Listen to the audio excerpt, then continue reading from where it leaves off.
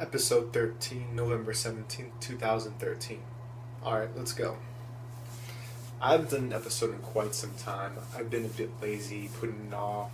Not as inspired, but here I am, rejuvenated. Let's go. So, there's been some cool things happening to invigorate the show. I got this sweet new shirt from a follower I'll be shouting out later. But shaving with Hamad, Wu-Tang style font. What's not to like? And I've figured out a good way to do live hangout shows on Google Plus, but I'll schedule to do one later with you guys, and you guys can talk with me and watch me shave at the same time.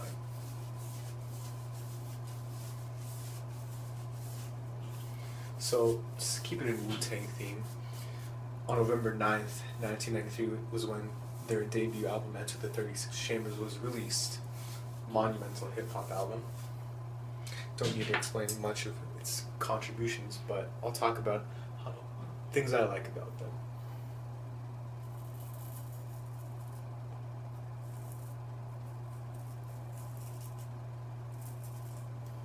So, I first got into all that Wu-Tang rap early high school years. You know, like any other suburban kid who progresses through hip-hop, they're amazed by it, almost enthralled by it. A slave to a lot of these rappers they cannot even begin to relate to, but enjoy it nonetheless.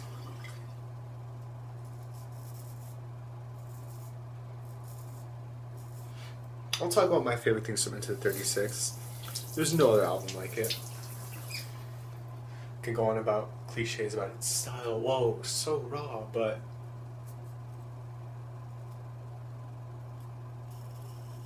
you guys already know that. But I will talk about some of the tracks. First, the track I want to get into first is The Mystery of Chess Boxing. It's of course about style of chess boxing, which relates to one of the kung fu movies that they so often relate to. And it features Master Killer's first Wu-Tang verse, and it is one of my favorite ones. The other being Snakes from ODB's album, which tells a very great but fictional story.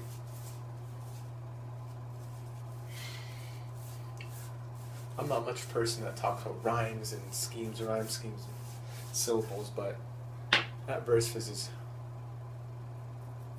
wonderful.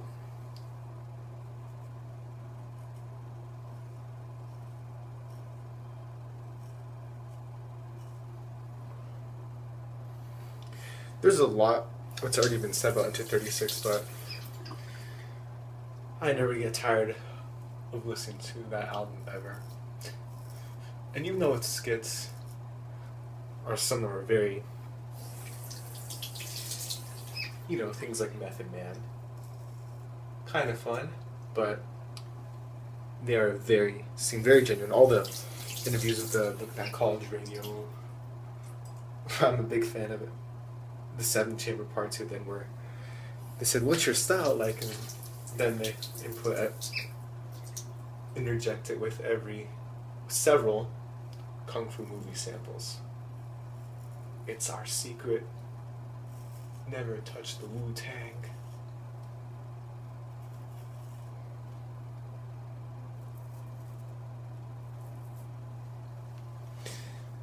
So, I may get back to it later, but let me talk about another one of their albums. Liquid Swords, GZA's album, which I consider to be untouchable. Nothing like it. Labels is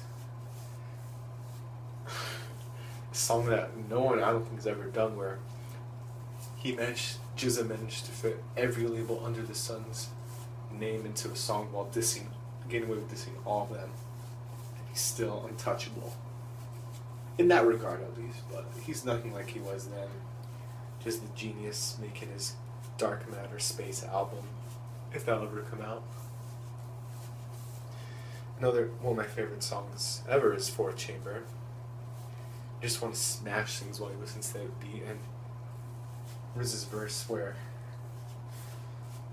he sometimes goes offbeat, but it's very fun to listen to. Talking about snakes, olive oil, governments, conspiracies, Illuminatis. Some reference to it, but nonetheless very entertaining.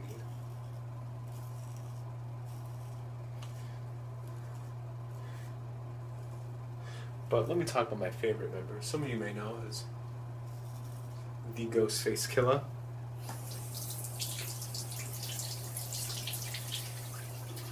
Every week, I decide which album I think about which album is better, Iron Man or Supreme Clientele, and I always have a decision. Oh, one week it's Iron Man. Oh, the next week it's Supreme Clientele. Well, as of this week, it's Iron Man. Next week, I'll probably be listening to more Supreme Clientele.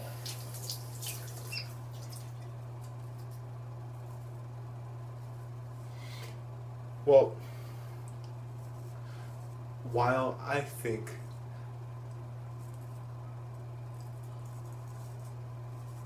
Iron Man had the better guest verses, but Supreme Clientele is one of his key albums because that's how many people regard Ghostface and as the guy who can rap about anything and all.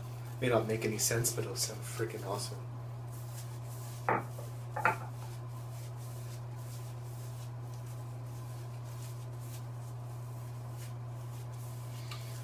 Noted primarily sometimes in some parts of the verses it might help the grain, don't go against the grain, and One and Malcolm. Those are my favorites off there, but then going back to Iron Man has many great tracks, and the one that's not was released in US versions was Soul Controller because of sampling issues, but it's a great one that most fans have not had a chance to listen to.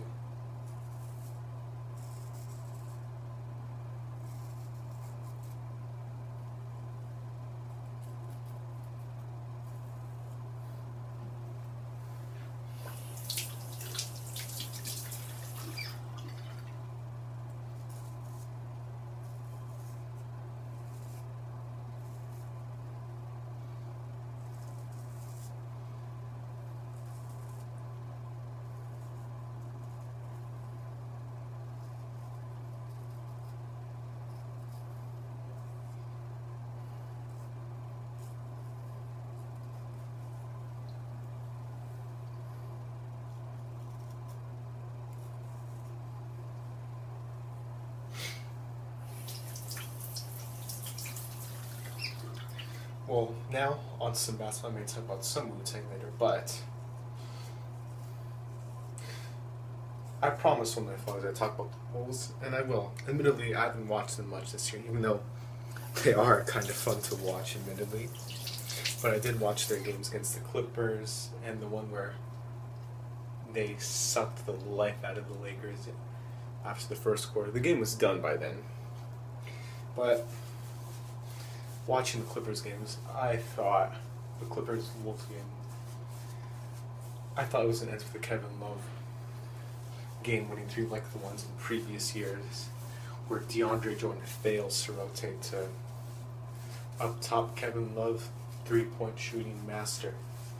That's a little too far, but it was correct for the context of that game, but nope, they did not. But it doesn't matter, they had the very dog puppy cute Ricky Rubio. Kevin Martin has been not a disappointing addition, to say the least. I believe they're playing the Grizzlies next, if I recall. That'll be a fun game as Kevin Love versus the other Bear, Marc Gasol, and Zach Randolph. That'd be cool. That will be fun to watch. I've been able to watch the Suns much because no league pass, but the times I do get to watch them, they are really still fun, exceeding my expectations by far.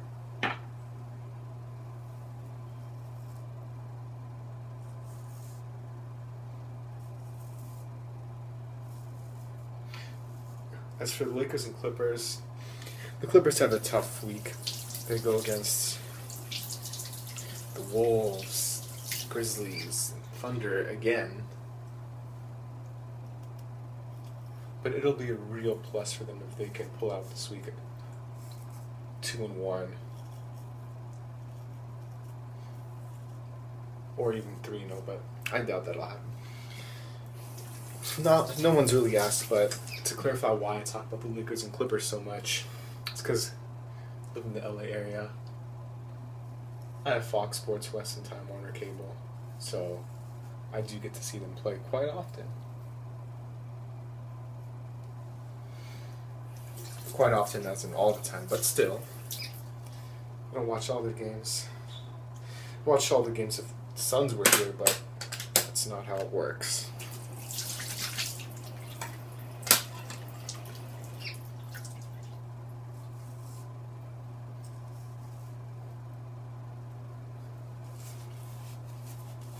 For some reason, this has been in much quicker shape today. I'm surprised, but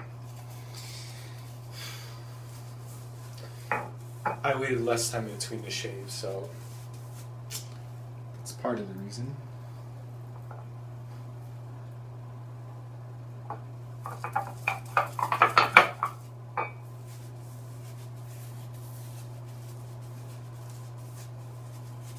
Well, we are getting towards end, so I will do some shoutouts. Let's start with Maggie, or 88 Mugsy 88, who contributed this wonderful shirt and asked me to talk about the Wolves. Little cute Ricky Rubio, and she has a love for athlete butts.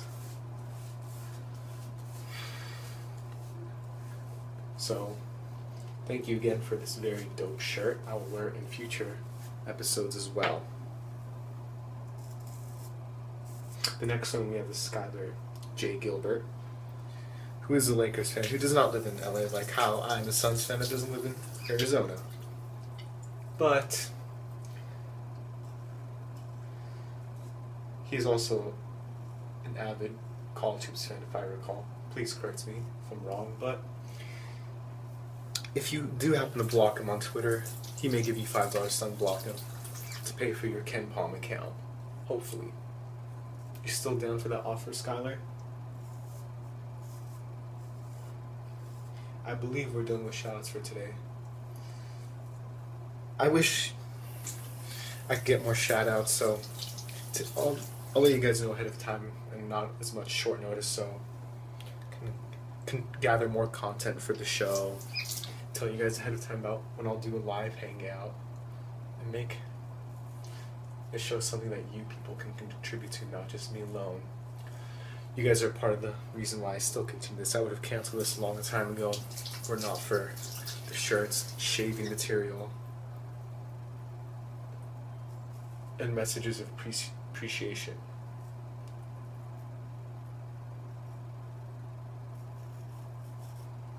So again, you fans are the reasons why I'm still doing this show, even though I should have more discipline, even though this is 13 episodes in, but I'll find it.